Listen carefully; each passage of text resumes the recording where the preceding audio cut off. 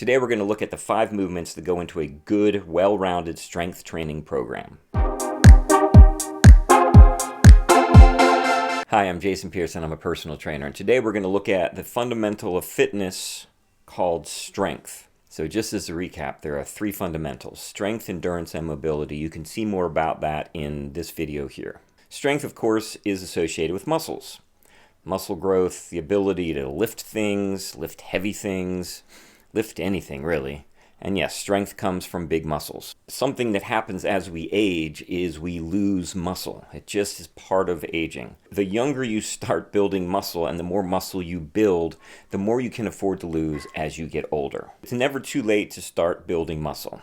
You can start weightlifting in your 80s if you want to, and it will make a huge difference in your life. Speaking of age, the day this video comes out is my 55th birthday. So I think it's kind of appropriate that I talk about some of the fundamentals of fitness on this day. There's a few different ways of looking at strength training, but there's one that breaks it into 5 component parts: pushing, pulling, hinging, squatting, and carrying. Some people put 7 in there, some people only have 3, some have 4, but those 5 are pretty much what you can break strength-based exercises into. Pushing is fairly obvious, I think. Anything that has the word push in it or press in it is a pushing exercise. So push-ups, which are also called press-ups, bench press, shoulder press, anything where you're pushing away. Generally speaking, pushing activates the triceps, back, chest. Other muscle groups are also involved, but those are the big ones. All right, so let's look at pulling. Pulling is anything where you pull. Yay, Mr. Obvious. So pull-ups is a pulling exercise, but also rowing. Any sort of row that you do is pulling. Anything where you pick something up off the floor is a pull. Some of these movements fall into more than one of these categories. And so this generally focuses on the biceps, again the back at a different spot, and your shoulders, again in a different spot. Hinging. All right, now we're getting into something that's a little bit less obvious. Hinging. Well, that just means you are bending at the waist. So when you do a deadlift, for example, you bend at the waist and you stand up. That's a hinge. Kettlebell swings are hinges. So it's something where you are swinging your hips and you're bending at the hips. So hinging is really good for building up the hips, the lower back, some of the leg muscles. Again, the shoulders and the upper back also get worked, and your arms will also get worked from this. But the big area that gets worked by hinging is your hips and glutes.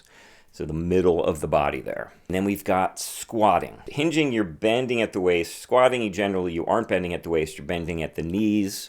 And this is activating your leg muscles. So obviously squats, weighted squats, lunges, step-ups. So now these are good for your quads, calves.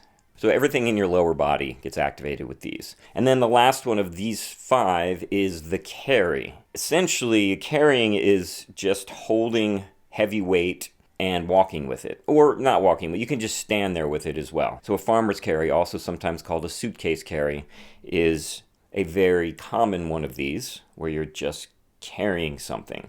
You can do this with one arm, you can do it with both arms, you can also carry something at your chest. And the thing about carrying that is good is that it generally aligns your body. So when you've got something heavy and you're holding it down by your sides, you have to be in a good alignment, and it usually puts you in a good alignment. So it works a lot of the chain of your body. So those are the 5 things. Now, let's look at a deadlift, for example. A deadlift, if you're doing a bent leg deadlift, yes, you're hinging, but you're also squatting. You're also pulling as you stand up. And then when you're at the top, you're carrying. So this is covering 4 of the 5. The only thing you're not getting is a push. So what is the point of breaking it into these 5 things? The push, the pull, the hinge, the squat, and the carry. In a week of working out, if you make sure you hit all these spots, you'll have covered the body. So this is an easy way to make sure you're getting everything covered, because you want to get all the muscles activated. The more muscle growth that we have across the entire chain of our body, the better off we will be, because muscle doesn't just make us stronger in terms of lifting things, it also protects us. Muscle protects our joints. It protects our organs. It protects us from falls or from running into something. The more muscle we have, the more we can withstand injury. And this is something I have firsthand experience with from my knee problems in my left leg. What I learned too late is that what you really want is a lot of muscle in your legs. So your quads, your hamstrings, your glutes, your calves, all of those should be doing all of the work. All the knee should do is hinge.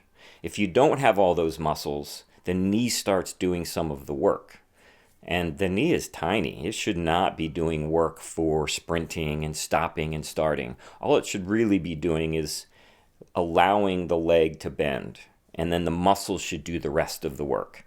But if you don't have those muscles built up, this is where knee problems come from. And all the other joints, it's the same thing. And again, this is not just about being able to lift something heavy in the gym. It's about being able to take the garbage out, shovel snow, rake leaves, do general yard work, plant a tree, move a tree, lift fertilizer, lift the dog food bag. All these things that we have to do, there's no reason why we can't continue being able to do these as we age. And the way to do that is to weight train right now.